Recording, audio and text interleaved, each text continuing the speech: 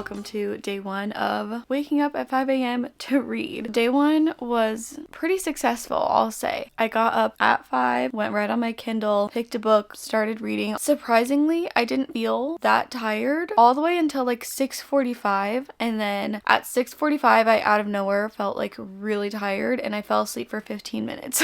But then Cody woke up at 7 and she came in here, and then Mark's alarm went off to start getting Bowie ready for school and all that stuff. So I feel like that's still very successful because I didn't fall back asleep at 5:01. So yeah, day 1, big success. Waking up and reading while everyone else is asleep is kind of a vibe. Like, it's kind of so relaxing, especially because I mentioned this in my last reading vlog I posted. I think it was a 24-hour reading challenge, but I mentioned in that I recently found a couple of really good ambience. Is it ambiance? Ambiance.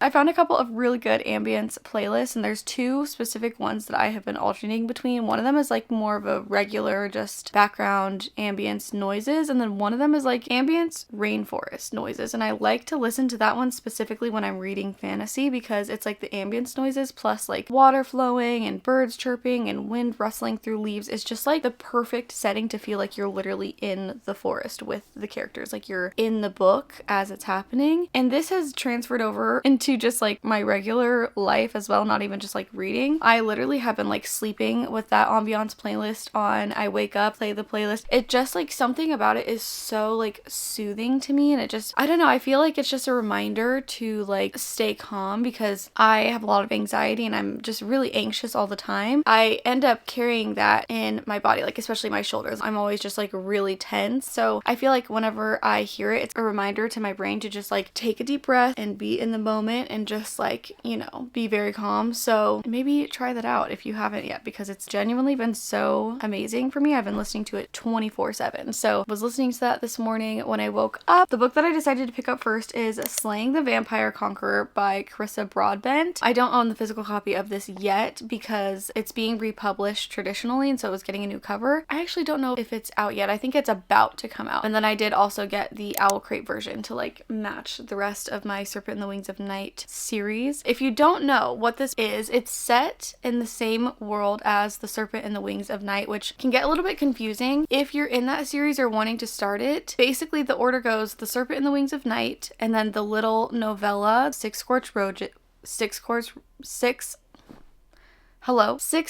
Roses, and then The Ashes and the Star-Cursed King. You then read The Songbird and the Heart of Stone, which is the first book in the second duology in that series, so it's following a new set of characters. And then you would read Slaying the Vampire Conqueror, and then The Fallen and the Kiss of Dusk, I think is what the next one is called. So this one is kind of similar to how Six Scorched Roses goes in between The Serpent in the Wings of Night and The Ashes and the Star-Cursed King. And I follow Carissa Broadbent on Instagram, and she literally has said, like, if you're wanting to read it in order, you should read this before Fallen and the whatever. I need to look up what that's called so I can say it correctly. But she said you should because these characters end up making an appearance in that book. And that's the same thing with Six Scorched Roses. The characters from Six Scorched Roses make an appearance. Well, you've met them before that, but they make more of a prevalent appearance in The Songbird and the Heart of Stone. No, The Ashes and the Star-Cursed King. Oh my god, these names are like, they're so long that it's like a jumble in my brain. But anyway, I was very excited to read this when I realized that it was kind of connected to the Crowns of Nyaxia series. I mean, it's set in the same world, and I obviously love that world, love that series. It's one of my favorite romantasy series of all time. It's just so good. Carissa Broadbent's writing for me is just like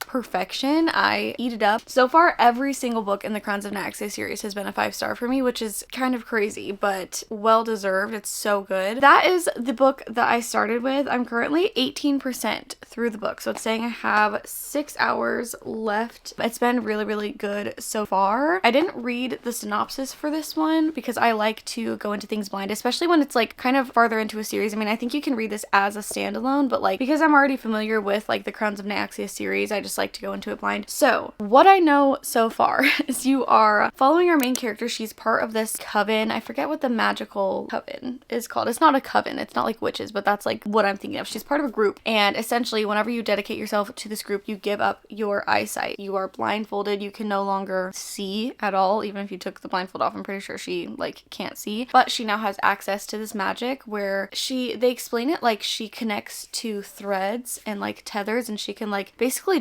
travel like to so many different places and like follow these threads and like see important information. So that is what she is a part of, and she's like very powerful. So she gets sent on a mission to infiltrate one of the vampire armies that's like in the town that she's in, pretend like she got kicked out of the group that she's in so that she can go in, work with them, and like get information out of them about like what they're trying to do, where they're trying to go, what their plans are, and try and like stop them from the inside essentially. So she like leaves her group, goes to the army, meets the head of the army, which is this vampire with horns and long silver hair. So they meet. I think it's supposed to be like an enemies to lovers between her and him, which is kind of crazy because they seem like the type of enemies to lovers where it's like, okay, they genuinely will kill each other. They are actually enemies, but already we've gotten like pieces because she's blind. She can like sense things very strongly. Like she can see everything still, but it's like through her senses, not like through eyesight. And so already she's like made a couple of comments where she's like, I've never like sensed someone whose soul is so conflicted as this man. Like he's done all these bad things, but there's still this other side of him. And I'm like, oh, he's bad, but she's gonna like save him. Like he's bad, but she's gonna like see the one good part of him. And my favorite. Already those little comments have made me like hee hee hee hee. But yeah, nothing too crazy has happened so far. She basically like just got to the camp and just convinced him to hire her to be his army's seer. That's what she's called. Thank you, Hallie. She is a seer, so she like that's the magic that she can access, and she accesses them through these like magical threads. So yeah, she just convinced him to take her on as the army's magical seer, and that's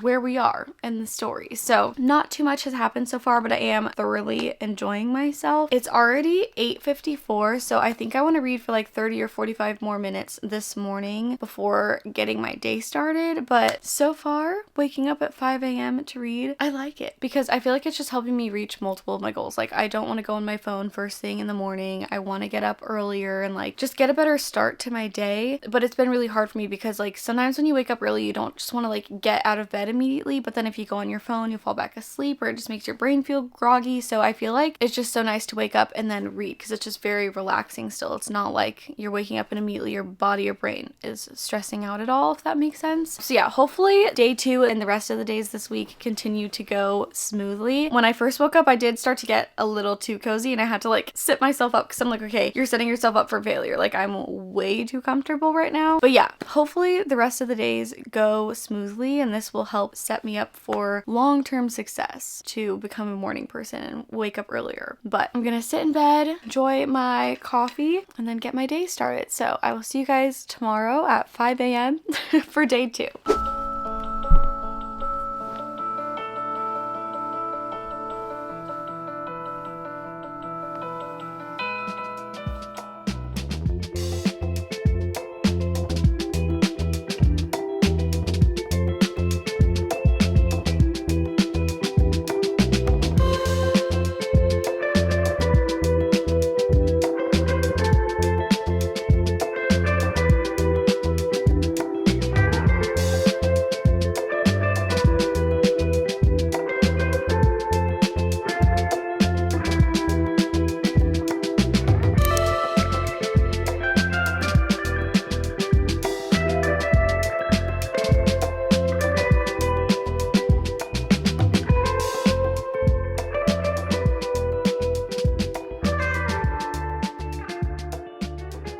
Happy Wednesday. It's actually Wednesday night. I don't know why I just did that with my arms. Happy Wednesday. I didn't talk to you guys this morning because I was reading, and then when the sun came up and we went to get Bowie up and ready for school, he had a really bad cough. He like kind of struggles with asthma. Last weekend we were at the park all day for my nephew's birthday and it was super windy, and I think that all the dust blowing up like affected his asthma. So then I was dealing with him this morning. I just got distracted, and then I never gave any updates for this reading vlog. So I wanted to come on here and give you guys some updates. I actually finished Slaying the Vampire Conqueror by Carissa Broadbent. I ended up rating this 4 stars, which is very interesting because I've rated like every other book in the Crowns of Nyaxia series 5 stars so far. They've just been so good. And like, not to say that this was not good, but I will say like through the whole first part of this book, it did kind of have like a different vibe than the rest of the books. And obviously like I feel like I didn't do a very good job at explaining this. So essentially it's set in the same world as the Crowns of Nyaxia, but it's following completely completely different characters. So it's kind of just like an interconnected standalone. I will say that I don't think, I mean, technically you can read this as a standalone, but I feel like you really won't like it as much if you haven't already read some of the other books in the Crowns of Naxia series, in my opinion. Also, I know I was talking about like the reading order for this. I actually am part of Carissa Broadbent's like Facebook group or whatever, and literally right after we talked about that, like I think it was the day after or the same day, she had posted a visual for like the reading order for the series, because I guess a lot of people had been asking about it. So I'll put it up on the screen right here. I feel like this visual is just really good to like explain how everything goes together. So first you have the Serpent in the Wings of Night and the Ashes in the Star-Cursed King. That is the Nightborn duet. So obviously you're following the Nightborn vampires because there's the 3 different kinds of vampires. Then you have the Shadowborn duet. So obviously you're following the Shadowborn vampires, which is the Songbird and the Heart of Stone, and then the Fallen and the Kiss of Dusk, which is coming out this fall. And then the last 2 will be the Bloodborn duet, which haven't been announced yet, I'm pretty sure. So Slaying the Vampire Conqueror follows a Bloodborn vampire. So that's kind of how that ties in there. And then obviously for the reading order, you have the Serpent in the Wings of Night and then the 6 Scorched Roses novella. You then have the Ashes in the Star-Cursed King, and then she recommends that you read Slaying the Vampire Conqueror before the Songbird and the Heart of Stone. And I was thinking you read it after, but I guess she recommends to read it before and then to read the Shadowborn duet. I feel like having that visual, it just explains it better than I'm ever able to, because every time that I try to explain this series to anybody, I feel like I overcomplicate it so much and just make it so much more confusing than it needs to be. I just do that with everything, to be completely honest. I rated it 4 stars. I really, really liked the plot of it. You are following this girl who's part of the Artisan. I was trying to explain what it is. It's like they follow a separate goddess of the world. Like there's the goddess Nyaxia, there's like different gods. The goddess Nyaxia is the one that made all the vampires, so she follows a different god, and the god that she follows ruins their sight but gives them a different form of sight, which is how they become seers, and they use the magical threads and all that stuff. So that's what she's in. I was trying to figure out what it was, but I don't know why I wasn't connecting the dots that they literally just follow a different god from the world, but that's essentially what it is. And she infiltrates a vampire's army, tries to get him to trust her so that she can learn his secrets, report back to them, and then essentially be a spy from the inside. And she's tasked with like getting all his secrets and then killing him from the inside, essentially. So I don't know, I thought the plot was really interesting and fun. It was super fast paced, which I really, really enjoy. Something about Carissa Broadbent's writing, it just is very fast paced. Like even her books that have so much going on, and it's like very, not like heavy, but there's just a lot going on. Like it goes by so fast, and it's so entertaining from start to finish. Obviously I loved the romance. I love the way that Carissa Broadbent writes romance. I just think it was a 4-star because I just didn't connect to the characters super deeply. It was super entertaining and fast paced, and I liked the romance, but it didn't get me deeply emotionally, which the rest of the books have. Like I've just been like, oh my god, you know, like pulling at my heart the whole time. And for some reason this one didn't do that, but it was still really, really good. I honestly think that I just really like anything in the series at this point because I'm so invested in the series and I love it all so much. So really, really liked that. I'm glad that I read it before the next book comes out this fall, and I'm so excited to read that. But yeah, that was a really good first book. And honestly, I so far, because now we're halfway through the week, we are at Wednesday, and I think I'm just gonna do this until Friday because I don't want to wake up early on Saturday. I don't think. Maybe I will if I like, I don't know, honestly. But anyway, I have really, really, really been enjoying getting up early. I feel like it has been kind of hard to stay awake, but that's kind of my fault. Like I don't turn on the lights and like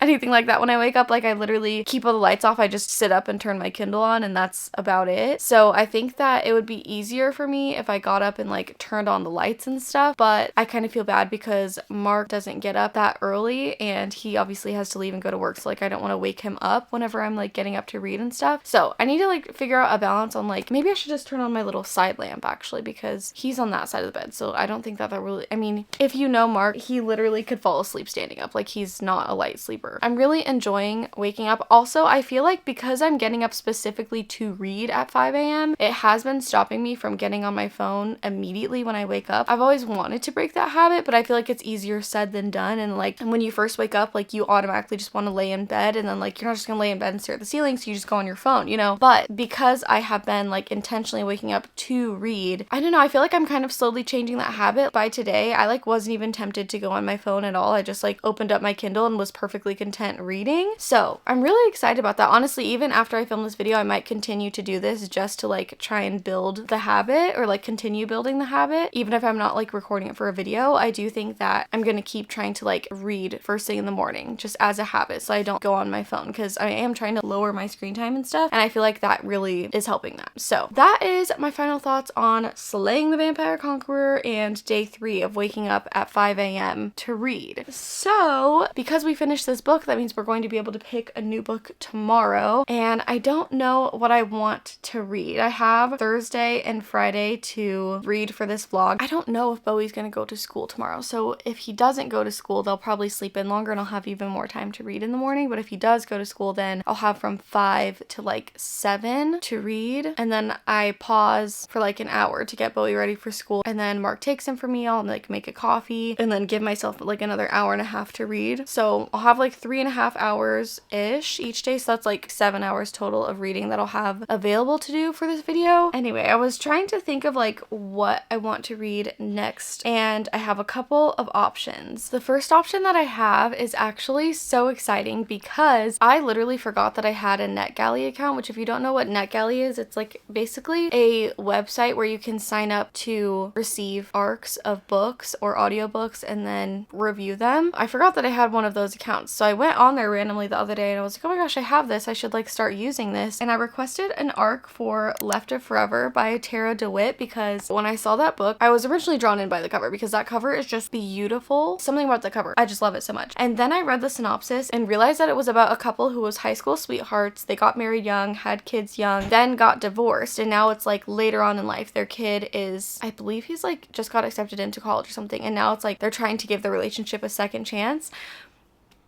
I feel like I am going to love that. So I randomly just like requested it, and I really didn't think that I was going to get accepted for it because on NetGalley, most of the times whenever you request books, I think the publishers go off of your score that you have. So it's like how many times you've been accepted for an ARC and then how many you've actually reviewed. You like want to have a high percentage, and they say to aim for 80. My percentage is 0 because I've never requested any books. So I'm like, okay, someone's gonna have to take a chance on me basically so I can get my score up and people know that I actually will like read the book that they're sending me. But anyway, I was not expecting, and literally like 30 minutes later it was approved. So then I was able to download it on my Kindle, and I literally am just so excited because I want to read this book so bad. And there is a book before it, Savor It. They're like an interconnected standalone series. She says you don't have to read it. Normally that really bothers me, but I just feel like if I try to read Savor It before I read Rest of Forever, I will end up like slumping myself out because the whole time that I'm reading Savor It, I'll just be thinking about how I really want to be reading Left of Forever. So I'm really leaning towards wanting to read this, especially because in the beginning, let me just read you the little like note that she writes because it's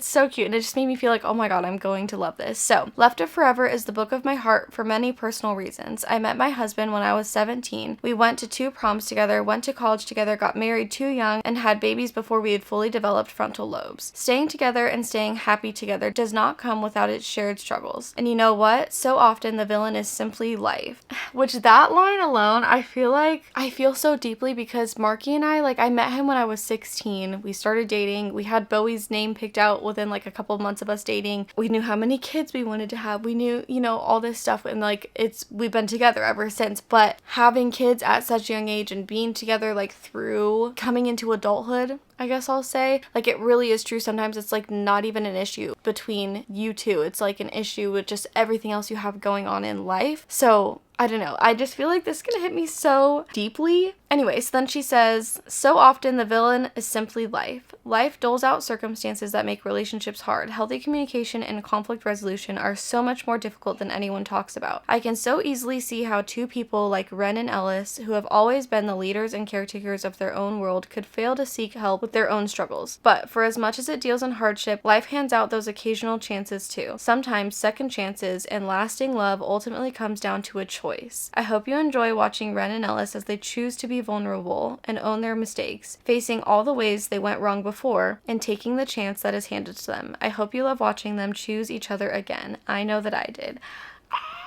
I just, you know, so actually that's what I'm gonna be reading. I know I'm like, we have a few options. No, we have no options. We have only this. Because, I mean, I don't want to go into this with my hopes up too high, but genuinely, even just from that intro, I just feel like this has a potential to be like one of my favorite romances. And I know that's saying a lot. That's kind of crazy, but I have a feeling. So it'll be interesting to compare this to in a few days when I finish the book where we're feeling, if I was correct or if things kind of go south. But I am highly, highly, highly anticipating this. I'm pretty sure that I put this on my list in December of like some of my most highly anticipated books coming out this year. So the fact that I was able to get an arc randomly of it, I'm just like so happy and so excited. So anyway, that's gonna be our next read. I may or may not start it tonight, just like a chapter, just so I can like get into it because I'm so excited about it, and I literally just downloaded it onto my Kindle today. So yeah, if I don't start it tonight, we are going to be picking this up tomorrow morning, and I cannot wait. I'm so excited. So on to booktube.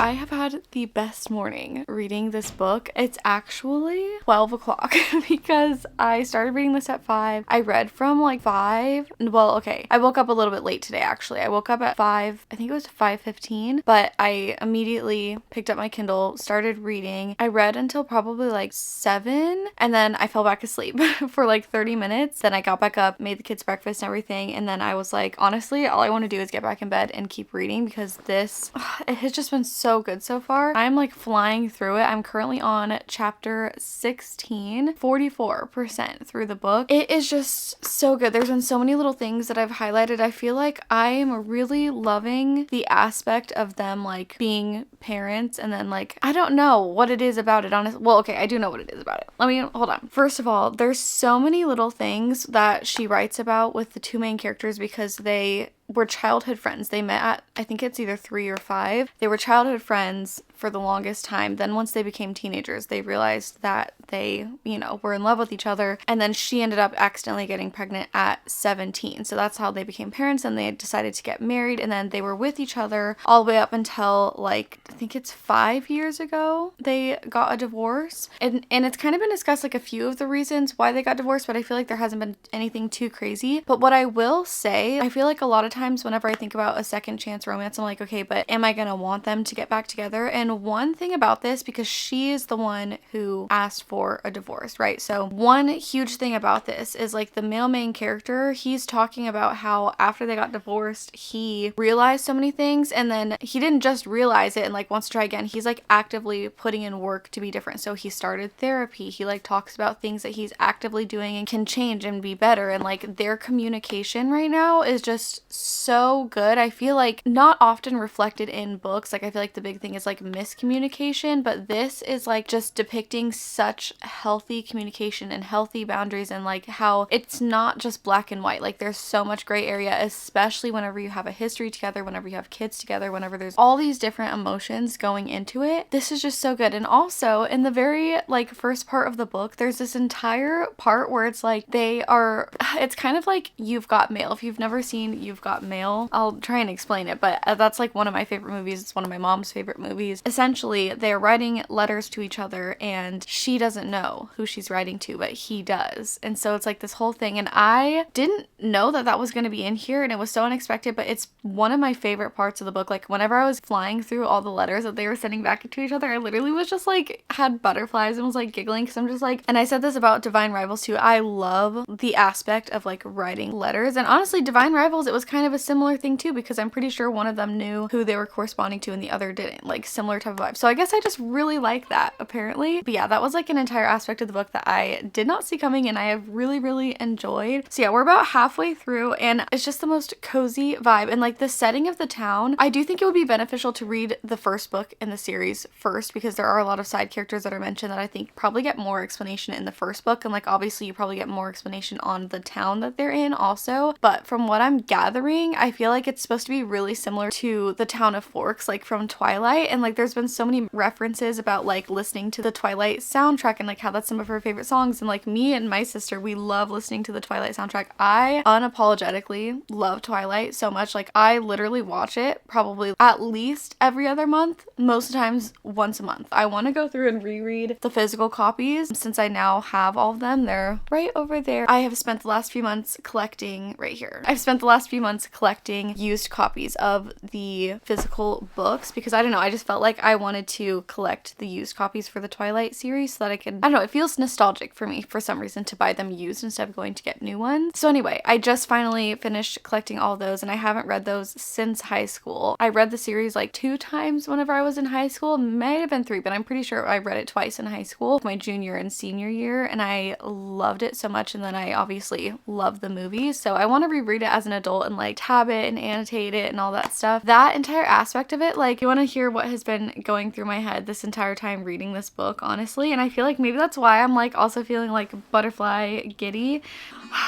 This song,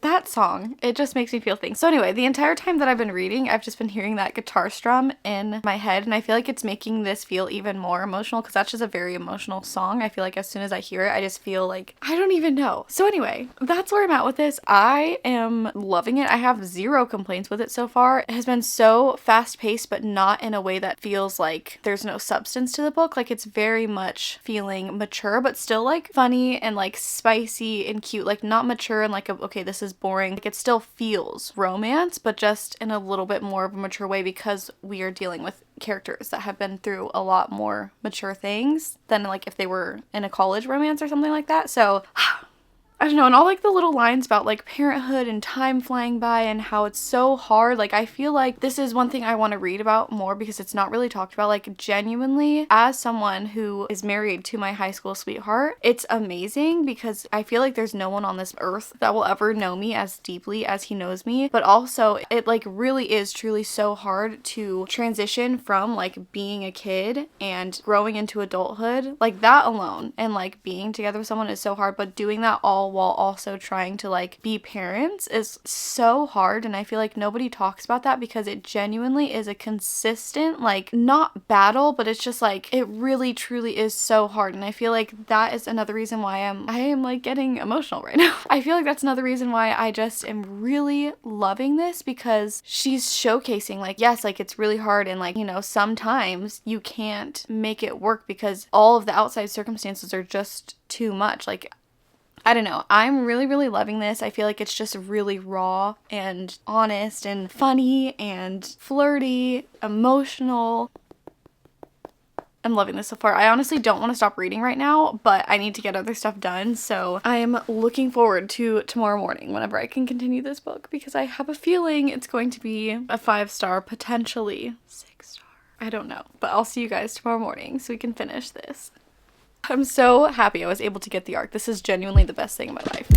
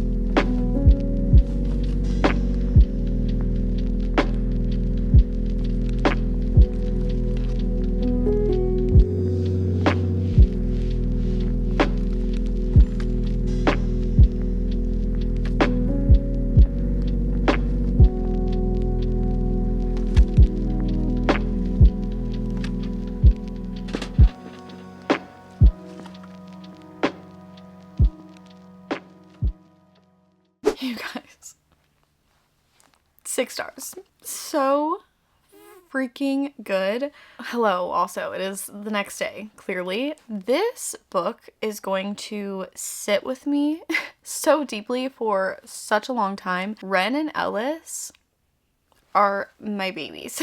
just love them so much. The way that this had me absolutely sobbing, I feel like the reason that it really got to me emotionally was because I think I mentioned this like in my last update about this book. This really showcased such real emotions in such a good way though. Like it was in such a raw and mature and healthy way. I really appreciated how Ellis wasn't like, Ren, let's get back together just because I miss you and like we can make it work, whatever. No, he had a solid game plan. He reassessed the relationship, figured out where he went wrong as much as he could on his own, went to therapy, actively is doing things to like not make those mistakes again, not be like that anymore. And then on top of that, he is trying to communicate with her and like go back through their relationship, hear her side of things, hear where he went wrong that maybe he hasn't even noticed yet, but like she'll obviously tell him like, you know, in this situation I didn't like this, in this situation I didn't like that, and vice versa. Like the communication is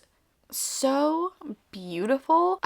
I cannot. Ren and Ellis are so deeply soulmates, but then life just got in the way, and I feel like that's so real. It's kind of like right person, wrong time, except with them it was like right person, so much stuff going on the outside, you know what I'm saying? And I just feel like that's so real. Like that's so real. Sometimes, and I mentioned this before, but it's like sometimes your relationship will be going good and then something will happen and it just causes issues, and it's not an issue with you or your partner specifically, it's just the outside circumstances sometimes weigh too heavily on your relationship and it causes issues. And then under pressure, people respond certain ways that they maybe shouldn't respond, or say things that they didn't mean, or you know what I'm saying? Like it's not their true character, but it's just like you break under pressure over time if there's so much going on outside of your relationship. And that just, I don't know, it was just so deeply emotional. I also think that I just need to read more romance books where the characters are like married or in long-term relationships, because I didn't think that I would be a fan of second chance romances, but this is probably my new all-time favorite romance book. One thing that I found myself really loving throughout the course of the story was the fact that he already knew her so well, and they already have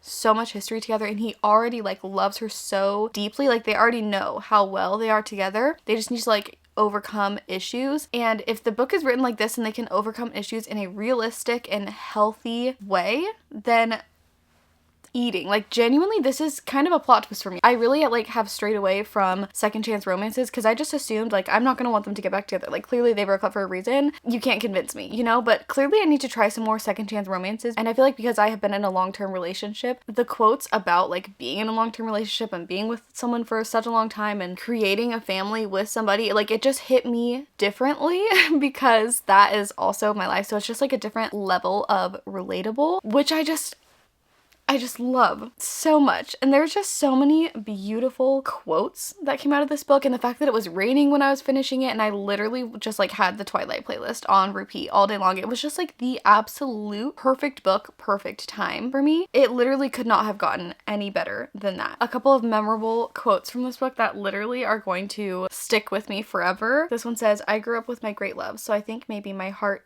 took shape around his."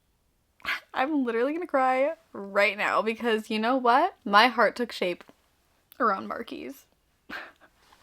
Oh my god, I'm literally going to be emotional over this book for the rest of the year. This one says, "Time does that, I suppose. When you spend so much of it looking forward to the next thing, it can easily slip out from under you." We already know how I feel about time slipping away. As a mom, I feel like as a parent, anyone can relate to this, just feeling like no matter how hard you try to live in the moment and not wish the time away and soak every moment up, it's like no matter what, you look back and you're like, I can't believe that time is already gone. Like I can't believe, you know? And so like that part of this book too, because their kid that they had in high school or like when they were 17, they originally go on the road trip to drop him off at college, and so they're kind of like reminiscing, and there's this moment where she's like so emotional dropping him off because she can't believe it's, you know, I literally can't. It's just so good. This one says, "All I know is that if I found out heaven was real and I got there first, I'd hang back in the waiting room and save you a seat." You're gonna wait for me? I have about 15 million photos of quotes on my phone now from this book, and this is going to stick with me for such a long time. If you have not added Left of Forever by Tara DeWitt to your TBR yet, mark your calendars. We need to all go out together and purchase this book as soon as it is released. I'm begging you at this point. It's so good. I like want to reread it already. You know what I would need to read next now is Savor It. I need to read this immediately because if it's on the same caliber as Left of Forever, wait, it's fake dating.